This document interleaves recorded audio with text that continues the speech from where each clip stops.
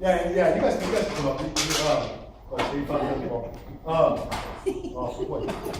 This is Arnold. He's a Belgian Malinois.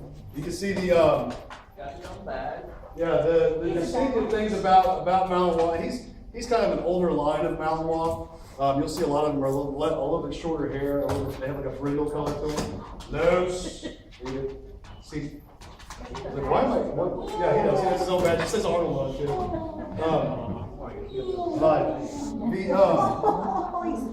But yeah, you won't see this color. And the difference between him and a shepherd, basically, they're a little bit smaller than shepherds. They're the same. They call them square built, kind of the same height front to back. So the shepherds have that roached rear end with the slinky back legs, which is why they walk funny and run funny. He runs like a horse, and you'll see that. You'll see that in a minute. But and this coloring, you'll never see this color on a German shepherd. He's almost orange. He's like Garfield or something. No. He's very excited. The whining when your dog does that, that's frustration. That's what that is. That is I need to satisfy a drive and you're not letting me do it. So that's all that is. Now, like I said, Arnold is he'll be 8 this year. He just wants to fight stuff. But you kind of look at him and you see the distinctive markings on his head. Low. If I can get him to look at you guys. If you look at his face, you can see like how he's got the black around his muzzle, and then if you look at his eyes, you see he's got like almost lines going around his eyes. Those are like distinctive Malinois markings. And then the way his ears stand up. Hey, see. The way his ears stand up, right. See, that's just frustration. That's all it is. The dog has to. It's cute. What he's saying is, I want to work, let me work. And so it comes out. It comes out in barking. It comes out in whining. It comes out in shaking. All of that behavior. This dog never turns off. He just wants to do something. He's like, why are you talking? Shut up. You know? Which is why I didn't have him in here the whole time, because he'd just be whining and running around biting stuff. And, with a shepherd, I could lay him down in the corner and he'd probably be okay. But this one, he's just very crazy. And this is calm for him, believe it or not. The longer I talk, the calmer he will get up to a certain point. But yeah, so you can kind of see how he looks. The funny things about him, his tail's way too long. Don't know why. He's just got an odd tail, but very athletic, very muscular. When you actually feel how he's built and like the power of this dog, incredibly strong animals. If you ever notice, like when you're walking the dog, it's a horrible idea to pull on the leash and to keep it tight. You want to keep the leash loose. If you keep the leash loose, you'll have better success at the dog actually heeling next to you than if you keep it tight, because their natural instinct is to pull. It's an opposite direction of whatever force they're getting. That's why they're fantastic sled dogs, is because you put that harness on them, and if you walk a dog with a harness, you are training him to pull you. And that's what you're doing, because you're taking the discomfort off their neck. Because that's why we put the collar up on their neck, is because it's not comfortable. So when they get an input from that collar, they don't like that. So you're taking the discomfort off of their neck and putting it on their shoulders, which they're meant to bear load, and they're trained to pull. So if you're sitting there with a super tight leash and you're walking your dog, he's just gonna walk like this, and you'll see people whose dogs literally walk sideways. Right. Yeah, because they keep the leash so tight. The best thing to do is to keep the leash loose, and if the dog starts walking too far ahead of you, change direction. And that's how you get the dog to heel. Is literally you just walk, and as soon as he steps in front of you, quick pop on the leash, change directions, walk the other way. He steps in front of you, quick pop, turn directions, change the other way. And just do it until he gets sick of it, you know? I got 2 crazy dogs at home. Yep. Do you train? I was just going to yeah, I'll drop mine off. I have 2 kids and one on the way. I wish I had the time. But, there are many places you can go that do a good job. But the key to it is like once you get that foundation, is maintaining the consistency. It's maintaining the consistency. So many people will like pay a lot of money for someone to train their dog, but then they won't maintain it, and they'll let the dog do whatever they want. And it's a natural tendency because we love our dogs. Yeah. And they're just, he's just doing what he wants, all that stuff. But he's not a person. You can't treat him like that. when this dog, and I understand he lives with you and all that, how much does this dog cost? And how much is it worth now? When it was a It's baby? worth a lot more now than he was when he was a baby. Now, he doesn't have much of a working life left, but the dog, just to buy the dog, it's like $3,500 when he was a year old. Okay. So, and that's just the dog and basically only knowing how to bite.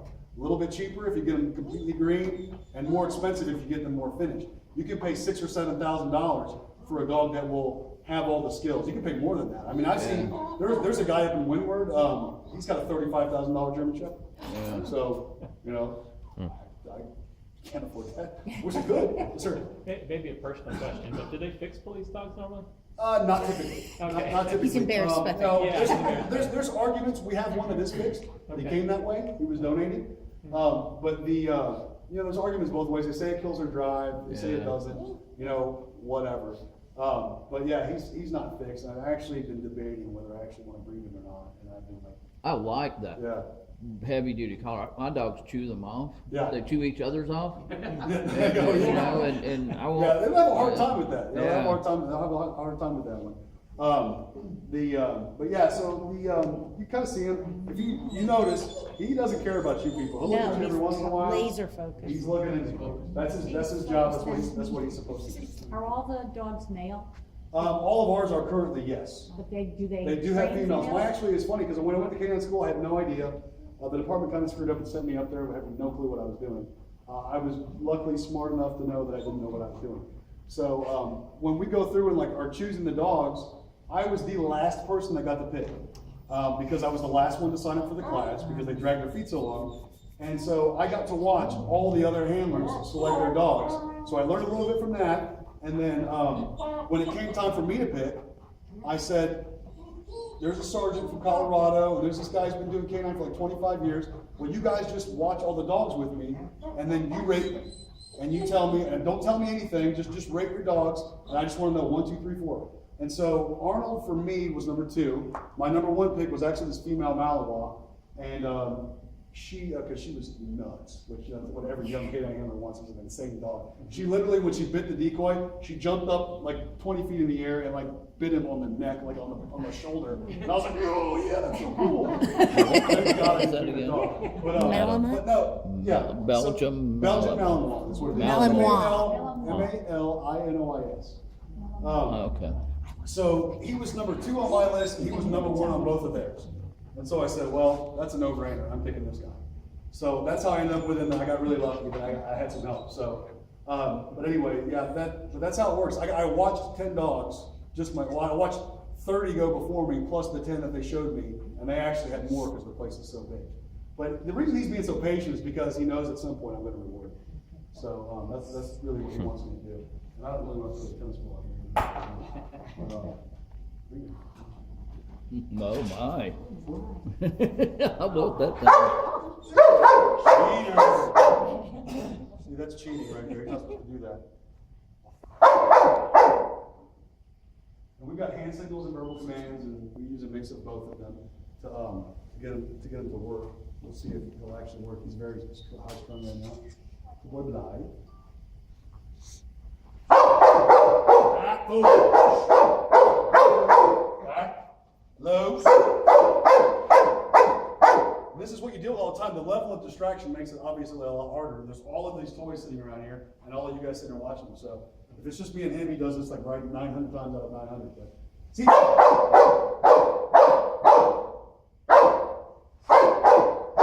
you're cheating. You're getting closer.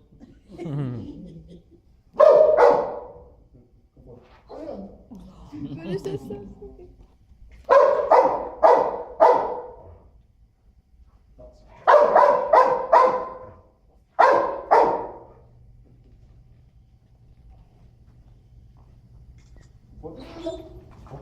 This is a horrible thing to do.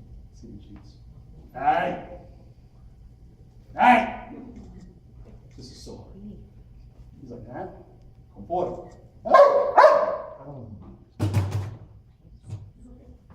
He's like, what are you doing this to me? He's not supposed to touch him until I tell him. And so you'll see we'll play this game. Cheater. He knows better. He's like, you're such a jerk.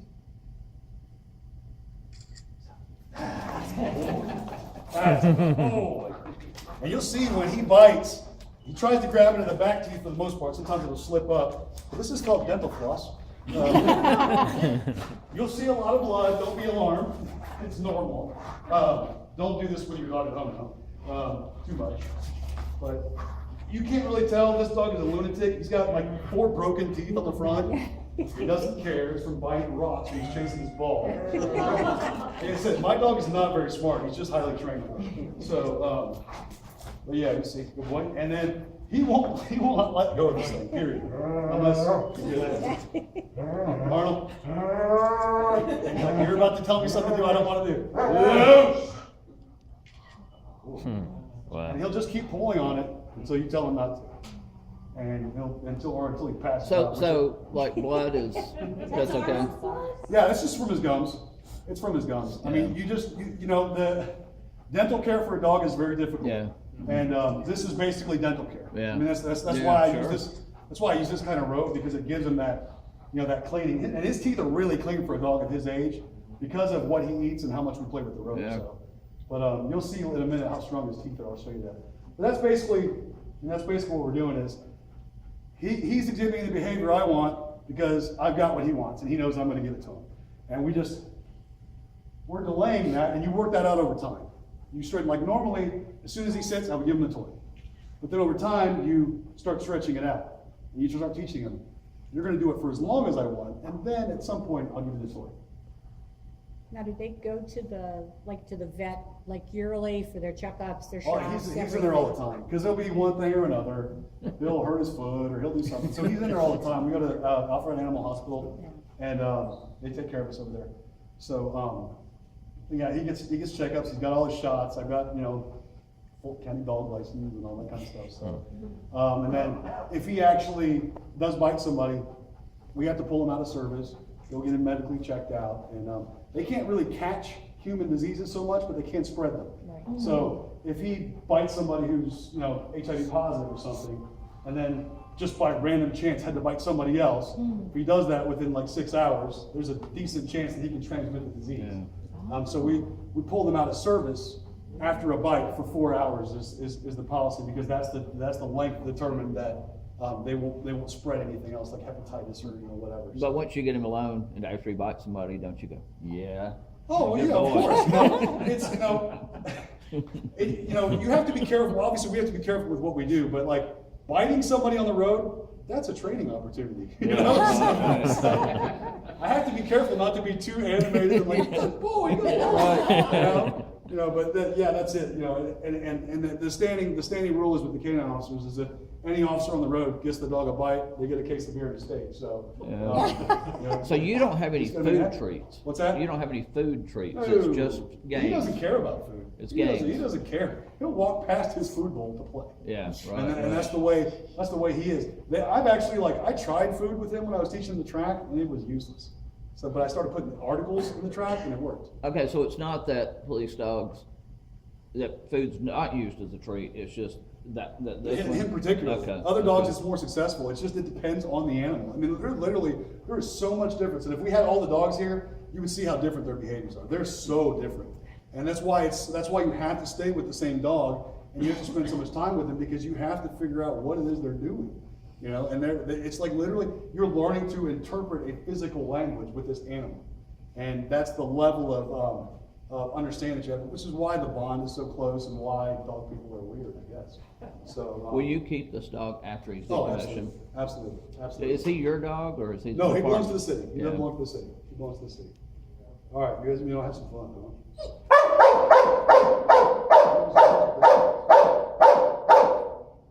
If you could see, watch, come here. See, if you can imagine standing in front of this dog when he's doing this to you, laughing. You know, but he's staring at you. You know, Yeah. That black and those teeth Yeah. make him look really. and the more excited he is, and you get like all the slobber flying, and, he's shaking uncontrollably. He looks insane. Laughing. You know, it can be very intimidating. This idea is. He's like, oh, I'm going to pay myself. Fooey loose. Loose. Leave it. Cheater. See, that's what they do. They'll say, well, you're not paying me, I'm getting some. Which one you want? I really scared a dog, I'll throw 3 tennis balls on the ground and watch it, it's hilarious. All right, if you guys want to make your way back to the training field back here, Jason, you want to meet me back there? And then I'll grab that stuff. Don't worry about it. Do you want to just take a sleep? We can go out the back door here.